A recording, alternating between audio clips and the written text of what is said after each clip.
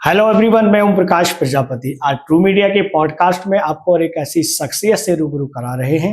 आप pharma synth के director हैं, भारत माता फाउंडेशन के संस्थापक हैं और वरिष्ठ समाजसेवी हैं। आप हैं डॉक्टर अरविंद कुमार गुप्ता जी।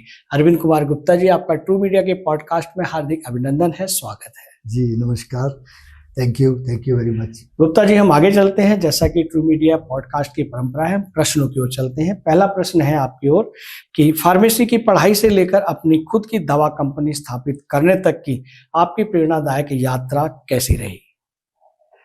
कहते हैं स्ट्रगल कितना भी कठिन क्यों ना हो जी, कितना ही तकलीफदायक क्यों ना हो, उसकी यादें सुहानी होती हैं। जब हमने 76 में बी फार्म की पढ़ाई, फार्मेसी की पढ़ाई सागर विश्वविद्यालय से पूरी करके एम्प्लॉयमेंट के लिए निकले तो बॉम्बे में 4 महीने तक अनएम्प्लॉयड रहे। शायद ही कोई ऐसी कंपनी होगी जिसमें हमने अपना रिज्यूम ना दाखिल किया हो। उस में और कठिनाई इस बात की थी कि मन में ये जिद थी कि मैं किसी मल्टीनेशनल कंपनी से, बड़ी कंपनी से अपना करियर शुरू करूं। आखिर जब सेंटोज इंडिया लिमिटेड से ऑफर मिला तब फिर मैंने अपना करियर शुरू किया। वाह वाह वाह वाह। लेकिन शीघ्र ही, जैसे पहले से ही बचपन से ही था मेरे को कि फार्मास्यूटिकल कंपनी लगानी है, 1 साल में ही समझ में आ गया कि बड़ी कंपनियों में ज़्यादा सीखने को नहीं मिलता। उनके पास बहुत बड़ा सेटअप होता है, बहुत सारे लोग होते हैं, आपको किसी एक छोटे से सेक्शन में डाल देंगे, आप जिंदगी भर वहाँ काम करते रहिए, अच्छी तनख्वाह पाइए, बट काम आपको वही लिमिटेड करना पड़ेगा, सीमित काम करना पड़ेगा। लेकिन चूंकि हमारा सपना तो कुछ और था, तो साल भर के बाद मैंने उस कंपनी को रिजाइन किया और एक बहुत छोटी कंपनी में पहुंचा। वाह। वो एक समय था, मानसिक दृष्टि से भी और सामाजिक दृष्टि से भी हर किसी ने बड़ा विरोध किया, ये क्या कर रहा है भाई, तू एक मल्टीनेशनल कंपनी में छोड़ के एक छोटी सी कंपनी में जा रहा है। बिल्कुल। लेकिन चूंकि लक्ष्य मेरे सामने क्लियर था, वहां जाके सच्ची मायने में सीखने को मिला कि व्यापार कैसे किया जाता है, क्या क्या कठिनाइयां आती हैं। पूरा 360 डिग्री व्यापार के सारे पहलू वहां समझ में आए। वहां आपको ऑल इन वन बन के रहना पड़ा और आपको सब कुछ सीखना पड़ा, सब कुछ सीखने को मिला। क्या बात है, क्या बात है। इस दौरान आपको किन किन चुनौतियों का सामना करना पड़ा, ये भी हमारे दर्शकों को साझा करें। चुनौती तो सबसे बड़ी पहले यही थी जी। एक मल्टीनेशनल कंपनी को छोड़ के किसी छोटी कंपनी में जाना।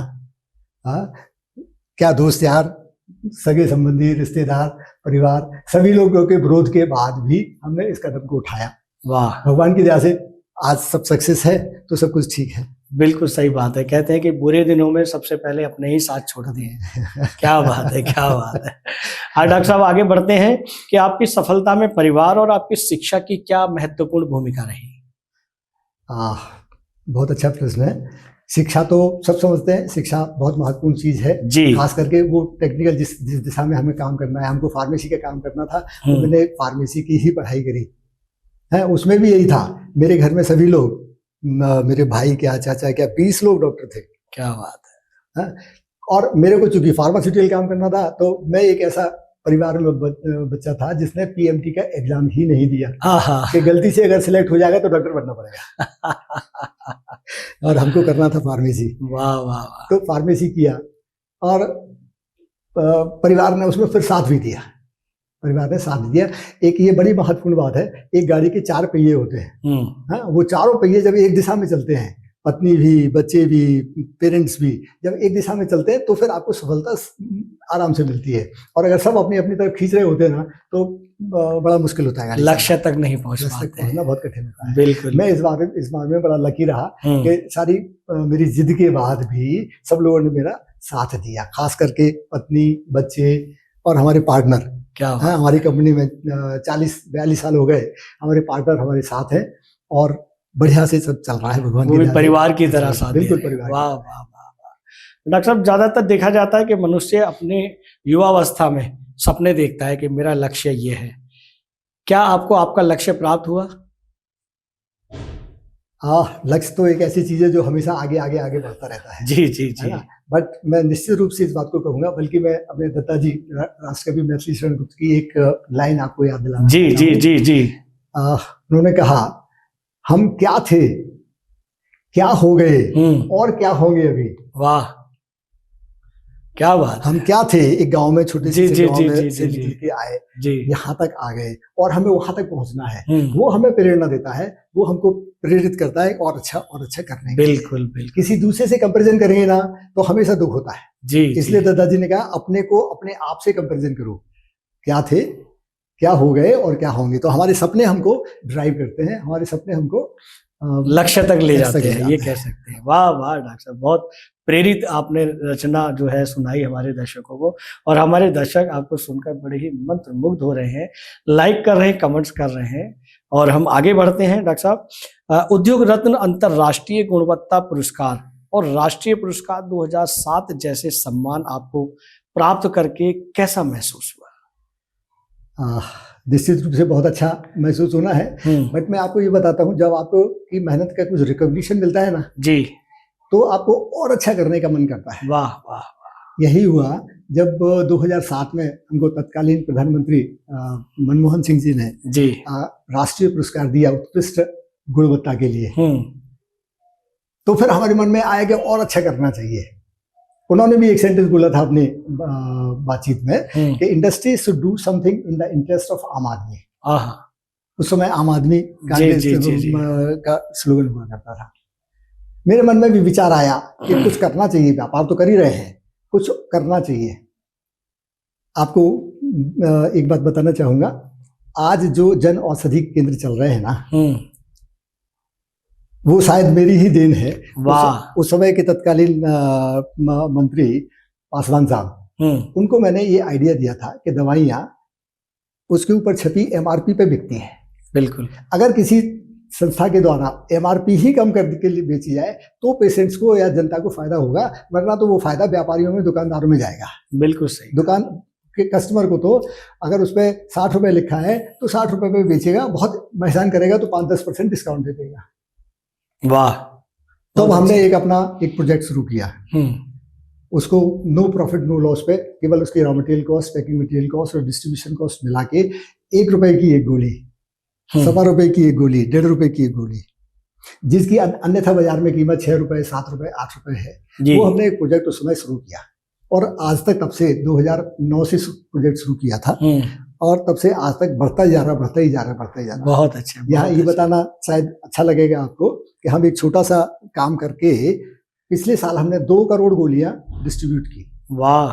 1 रुपए 1.25 रुपए के रेट से, जिनकी अन्यथा वैल्यू 17-18 करोड़ होती थी, जो हमने कुल 6 करोड़ रुपए में बेची। इसका मतलब 12-13 करोड़ हर साल हम समाज को राहत दे रहे हैं। बहुत अच्छे। और मजे की बात, हमारा उसमें कुछ नहीं लग रहा, रॉ मटेरियल का नो प्रॉफिट नो लॉस पे हमारा वो प्रोजेक्ट चल रहा है। क्या बात है। ये कह सकते हैं कि आप सेवा कर रहे हैं, जहां तक वो दवा नहीं पहुंच पाती है पैसे के अभाव में, वो दवा पहुंच रही है और वो स्वास्थ्य का लाभ ले रहे हैं।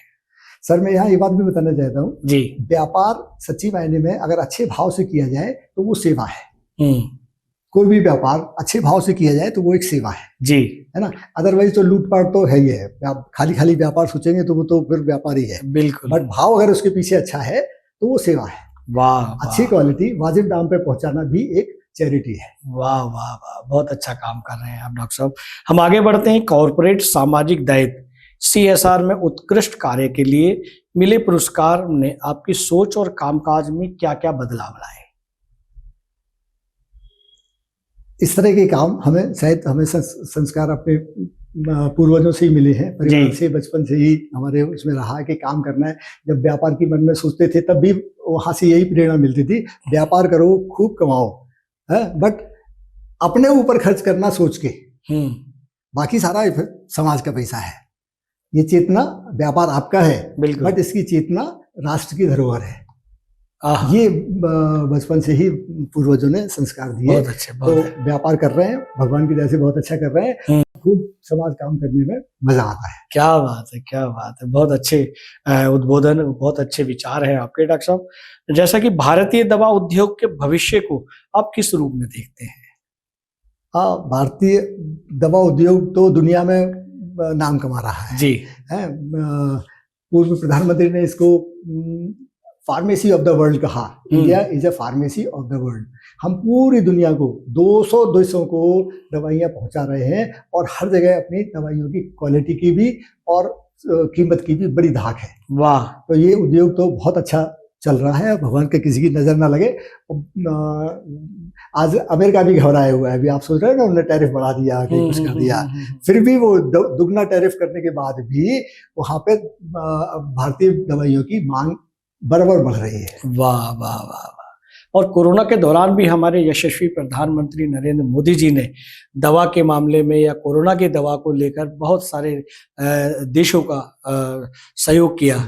ये भी हमारे लिए बड़े गौरव की बात है। इसमें मैं कह सकता हूँ, ये हमारा फार्मा उद्योग जी को एक क्रेडिट जाती है कि उसने इतने कम समय में इतना सारा प्रोडक्शन किया कि अपने देश की रिक्वायरमेंट तो पूरी की ही जी, साथ में दूसरे देशों को भी सहयोग दिया और कोरोना की जैसी महामारी से बचाया। वाह वाह वाह वाह। हम गौरवशाली देश में रहते हैं और हम भी अपने आप को गौरवशाली मानते हैं। डॉक्टर साहब, हम आगे बढ़ते हैं कि आपके द्वारा चलाए गए मिशन भारत माता के बारे में बताएं। इसकी बहुत ही चर्चा रहती है चाहूँ और इसे भी विस्तार से बताएं। जैसा कि आपको बताया कि हम व्यापार इसलिए कर रहे हैं ताकि हम राष्ट्र और समाज सेवा कर सकें। एक मिशन भारत माता एक ऐसा अभियान हमने लिया था जिसमें भारत माता की जय को राष्ट्रीय नारा घोषित किया जाए जी, और एक देश प्रेम प्रसार मंत्रालय बनाया जाए। आज क्या होता है भाई साहब, 15 अगस्त को, 26 जनवरी को पूरा देश राष्ट्रमय हो जाता है,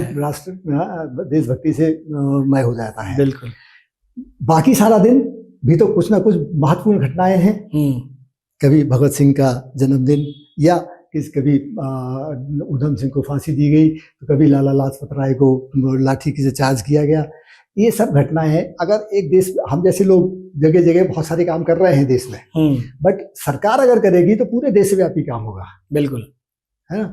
हर घटना को, जो मैंने अपने कैलेंडर में आपको दिखाया कि हर रोज कुछ ना कुछ महत्वपूर्ण घटनाएं घटी है, बिल्कुल, है ना, उनको अगर प्रसारित करेंगे तो हमारे अंदर एक देशभक्ति की भावना 365 दिन चलना चाहिए। वो तभी संभव है जब एक देश प्रेम प्रसार मंत्रालय बनाया जाए। तो ऐसा मैं आपके माध्यम से बात को आगे तक पहुंचाना चाहता हूं कि ये बात प्रधानमंत्री जी तक पहुंचे, सरकार तक पहुंचे, और एक देश प्रेम प्रसार मंत्रालय बनाया जाए। वाह वाह, बहुत अच्छे उच्च विचार आपके। और हम डॉक्टर साहब आगे बढ़ते हैं कि 28 वर्षों से लगातार आप ग्लोबल मेडिकल न्यूज प्रकाशित कर रहे हैं। ये प्रेरणा आपको कहाँ से मिली? 28 वर्ष का समय बहुत होता है। अब तक बहुत सारे न्यूज़पेपर, पत्रिकाएं बंद हो चुकी हैं, बावजूद उसके आपका ग्लोबल मेडिकल न्यूज प्रकाशित हो रहा है। रोज नए नाम आते हैं और रोज चले जाते हैं। जी जी जी। एक्चुअली ना, बचपन में ही जब यूनिवर्सिटी में थे तो एक स्टूडेंट फोरम का रहता है ना, स्टूडेंट फोरम का एक बुलेटिन निकालते थे, उसमें मैं काफी एक्टिव था। वो बचपन से ही मन में था कि भाई अगर पब्लिकेशन और प्रकाशन के में जाएंगे तो हम अपनी बात को ज्यादा लोगों तक पहुंचा सकते हैं, आराम से पहुंचा सकते हैं। ऐसे अगर मैं बोलूंगा 4 लोगों को, 10 लोगों को, 20 लोगों को, बट अगर पब्लिकेशन आप भी उसी मीडिया के माध्यम से लोगों तक सारी बात पहुंचा रहे हैं, तो वो मन में विचार था कि हम अच्छा काम करें और वो सब तक पहुंचाए, तो इसके लिए जरूरी है पब्लिकेशन और प्रकाशन में होना। बिल्कुल। तो वो प्रेरणा मेरे को रही। तो जब हमने 96 में इसका रजिस्ट्रेशन करवाया और तब से अभी तक लगातार ये काम चल रहा है। हालांकि दिक्कतें बहुत हैं पब्लिकेशन में भी, आप भी जानते हो, बहुत दिक्कतें हैं, बट दिक्कतें तो हैं, हर जगह है, बट सब एक जिद आपके मन में होती है ना, तो सारी चीजें संभव है। जिद और जुनून रास्ते बड़े आसान कर देता है। वाह वाह वाह डॉक्टर, बहुत अच्छा। आपसे बातचीत करके बहुत ही आनंद आ रहा है, बहुत ही कुछ सीखने को मिल रहा है। हाँ डॉक्टर साहब, आगे बढ़ते हैं प्रश्न की ओर कि साहित्य प्रेमी होने के नाते लेखन और चिंतन आपके जीवन में और काम को कैसे प्रभावित कर पाता है? मुझे तो इससे एक पॉजिटिव एनर्जी मिलती है। काम करने से, एक ही काम लगातार करते रहो तो आदमी को थोड़ा थकान सी महसूस होती है। जी जी। कहते हैं change in work is rest. हम अपने व्यापार के अलावा फिर जो दूसरे काम जिनमें हमको मजा आता है वो यही कि इस तरह के काम करते हैं तो मैं अपने आप को फिर से एनर्जी को रिजनरेट कर लेता हूं, रिफ्रेश हो जाता है, रिफ्रेश हो जाता है। ऐसा करते हैं। आपने चिंतन की बात कही जी, तो अपराध से संबंधित एक बात मैं बताऊं आपको। सारे जहां में, पूरी दुनिया में अपराध बढ़ रहे हैं और रुकने का कोई नाम नहीं है। ना कोई तरीका है। लोग तरह तरह के छोटे छोटे से तरीके अपनाते हैं। कहीं कोई ये घटना हो गई उसके लिए कोई कानून बना दिया, कहीं बलात्कार हो गया उसके लिए अलग कानून बना दिया, कहीं कुछ हो गया उसके लिए अलग कानून बना दिया। मेरा मानना है भाई साहब, एक देश, एक कानून और एक सजा, ये एक कंसेप्ट मैंने काफी चिंतन के बाद निकाला। इतने सारे हजारों कानून, लाखों कानूनों का मगरजाल है अपने देश में जी, है, जो किसी को पता नहीं हो सकता है। हमको कहा, सामान्य आदमी को कहते हैं ignorance of law is no excuse. मेरे को एक व्यक्ति बता दो देश में जो सारे कानून को बता सकता हो, जान सकता हो।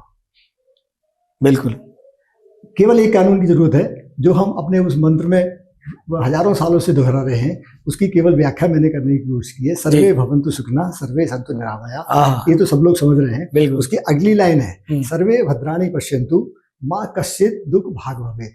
हम सभी ऐसे भद्र पुरुष, ऐसे सज्जन पुरुष बने कि कोई किसी के दुख का कारण ना बने। वाह, बस यही कानून हो गया। हम कोई ऐसा काम ना करें, nobody will do any such thing which is detrimental to the interest of others।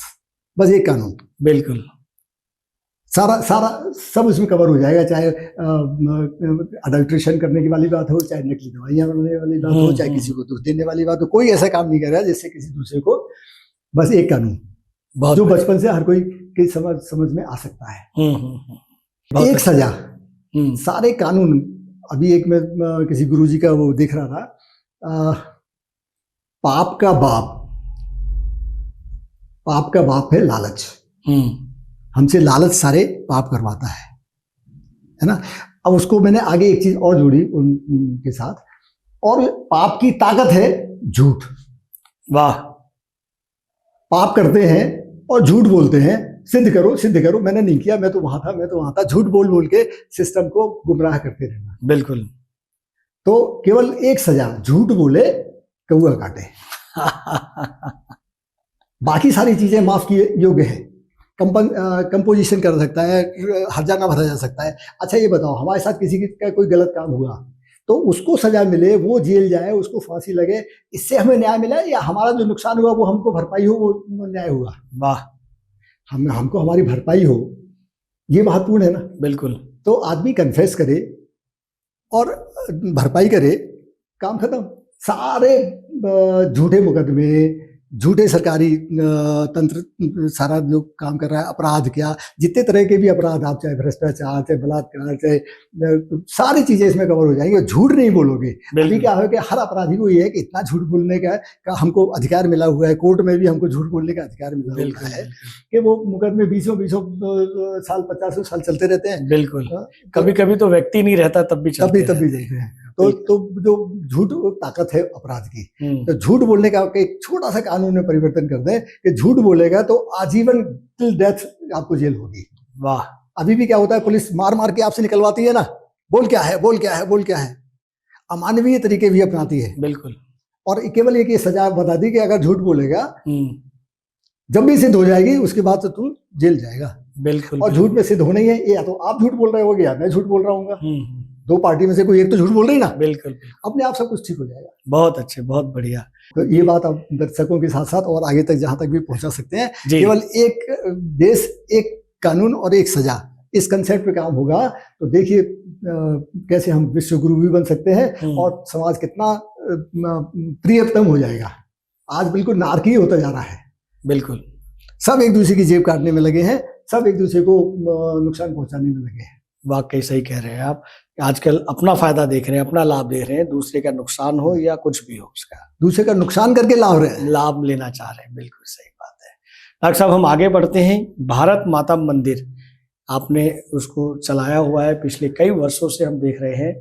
Bharat माता मंदिर की स्थापना का ख्याल आपके जहन में, आपके दिमाग में कैसे आया, ये भी हमें साझा करें।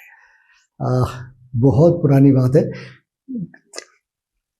हम सबके दादाजी राष्ट्रीय कवि महर्षि शरण गुप्त, मैं उसी परिवार से संबंधित हूँ जी। उसी आंगन में खेलता रहता था, उसी आंगन में खेलते खेलते बड़ा हुआ हूँ जी। दादाजी जब नहीं रहे तब हम 10 साल के थे। अरे, उस समय वहाँ पे बैठक थी गांव में, उसमें बहुत सारे चित्र और उनके कृतियां रखी हुई थी, रचनाएं रखी हुई थी। लोग आते थे, मत्था टेकते थे, फूल चढ़ाते थे। बैठते थे या कुछ भी करते थे। हम तो 10 साल के थे तो हम केवल देखते रहते थे, हमको समझ में नहीं आता था क्या करते हैं यहाँ। जी जी जी जी। बट धीरे धीरे वो चीज कहीं ना कहीं सबकॉन्शियस माइंड में बैठती गई। फिर जब अपना काम खड़ा करके जब लगा के कुछ करना है, तो मेरी माताजी का जब निधन हुआ तो मेरे को लगा कि यार कुछ करना चाहिए। खाली वही दादाजी नहीं है, ये सारे स्वतंत्रता सेनानी भी तो अपने दादाजी हैं। बिल्कुल सही। ये मन में विचार आया तो वो जो गांव में एक गांव में बैठक में चित्र थे दादाजी के, के नेहरू जी के साथ, कहीं सरदार पटेल के साथ, कहीं सुभाष चंद्र बोस के साथ, ऐसे सब चित्र लगे थे वहाँ। तो सब दुनिया भर के चित्र हमने इकट्ठे करके उसको लगाने की कोशिश की और आज हमारे पास 350 से ज्यादा शहीदों के चित्र उसमें स्थापित किए हैं और उनकी जानकारी लगाई है। वाह वाह भाई, अद्भुत कार्य है। वहाँ से वो बचपन से ये प्रेरणा कहीं ना कहीं सब कॉन्शियस माइंड में थी, क्या वो निखर के आई है। वाह वाह वाह। इस भारत माता मंदिर की जानकारी के लिए आप अपने इस मंदिर में छात्रों को भी इनवाइट करते हैं ताकि उनको ये पता चले कि हमारे आज़ादी हमें कैसे मिली, इन्होंने क्या क्या संघर्ष किए, इस तरह का कोई प्रयोग करते हैं? बिल्कुल, अपने आप में एक सब क्रोनोलॉजिकल ऑर्डर में लगे हैं। अंग्रेज 1600 में आए थे, उस समय से शुरू होते होते कैसे उन्होंने एक के बाद दूसरे, दूसरे के बाद तीसरे, ऐसे ऐसे पूरे देश के ऊपर अधिकार जमाया। तो क्रोनोलॉजिकल ऑर्डर में 15 अगस्त 1947 तक 1600 से घटनाओं के क्रम के हिसाब से उसमें लगाया है। और जो भी आता है वो देख के एक बार तो उसके रोंगटे खड़े हो जाते हैं। वाह वाह वाह वाह। वाकई बहुत विद्यार्थी भी आते हैं स्कूलों से, मैं कई बार खुद भी इनवाइट करता हूँ, कई बार लोगों की अपने आप रिक्वेस्ट भी आती है, तो मंदिर देखने के लिए बच्चे भी आते हैं। और केवल बच्चों तक ही सीमित नहीं है, हम सबको भी जरूरत है इस जागरूकता की। बिल्कुल, युवाओं की भी जरूरत है, भूतपूर्व युवाओं को भी और युवाओं की भी जरूरत है, ताकि वो भी अपने जिनकी वजह से सांस ले रहे हैं भारत में, उनको हम याद कर सके। उन्होंने कैसे कैसे काम किया, किन किन परिस्थितियों में कैसे काम किया है। इतना गरीबी थी, ऊधम सिंह कैसे लंदन पहुंचा जी, और वहां भरी सभा में डायर को गोली मारी। बिल्कुल बिल्कुल बिल्कुल। ये सब चीजें कहीं ना कहीं हमको प्रेरणा देती है कि अपने देश के लिए हम क्या कर सकते हैं और कैसे कर सकते हैं। वाह वाह वाह वाह। डॉक्टर साहब, हम आगे बढ़ते हैं कि युवाओं को उद्यमिता और समाज सेवा के लिए आप क्या क्या सुझाव देना चाहेंगे? बहुत बढ़िया बात है। मैं तो कहता हूँ उद्यमिता यानी व्यापार ही जिंदगी का मकसद होना चाहिए जी। है, हर किसी के मन में ये भाव होना चाहिए कि मैं कुछ व्यापार करूं। व्यापार करेंगे तो आप और 10, 20, 50 लोगों को एम्प्लॉयमेंट भी देंगे, और उसके माध्यम से आप जो कुछ भी काम करेंगे अच्छे भाव से करेंगे तो वो भी एक सेवा है। तो मैं अभी पहले भी बोल रहा था, व्यापार एक सेवा है अगर अच्छे भाव से किया जाए तो। तो मैं अपने यंगस्टर्स को यही बोलना चाहूंगा कि व्यापार करने का मन बनाए और अच्छा अच्छा करने का मन बनाए, उससे आपका जीवन यापन भी होगा और समाज सेवा भी होगी। बहुत अच्छे, बहुत अच्छे। डॉक्टर साहब, हम आगे बढ़ते हैं कि फार्मेसी के क्षेत्र में स्टार्टअप के लिए कौन सी चुनौतियों को आप देखते हैं? ये बड़ा कठिन काम हो गया। आजकल क्या है कि फार्मास्यूटिकल्स में इतना रेगुलेशन आ गया, रोज रोज आप देखते होंगे। अभी कफ सिरप की कहानी चल रही है, उसके पहले वो ग्लूकोज की बोतल की कहानी थी। हर 2-4 साल में कुछ ना कुछ ऐसी घटनाएं हो जाती हैं जिसके पीछे सरकार ने गुड मैन्युफैक्चरिंग प्रैक्टिसेस करके एक नया कानून लागू किया है। उसके चलते अब स्मॉल इंडस्ट्री लगाना कठिन हो गया है। तो स्टार्टअप अगर कोई छोटे लेवल से करना चाहता है तो कठिन है, बाकी स्कोप तो बहुत है जी। कभी ना रुकने वाला। बीमारियों के तरीके बदल सकते हैं, बीमारियां खत्म नहीं होंगी। इसी तरह से दवाइयां खत्म नहीं होंगी, नए नए मॉलिक्यूल्स आते रहेंगे और पुराने मॉलिक्यूल ऑब्सोलीट होते रहेंगे, बट ये प्रोसेस चलने वाली है। क्या डॉक्टर साहब, ज़्यादातर जो हम दवा बनाते हैं या आप बनाते हैं और अन्य कंपनियां दवा बनाती हैं, जो शरीर के अंदर कुछ तत्व की कमी होती है, तो उस कमियों को पूर्ति के लिए दवा को हम प्रयोग करते हैं। क्या दवा को ना प्रयोग करके हम दैनिक दिनचर्या में जो भोजन प्रणाली है उसको हम बदलाव करें तो दवाओं की कम जरूरत पड़ सकती है?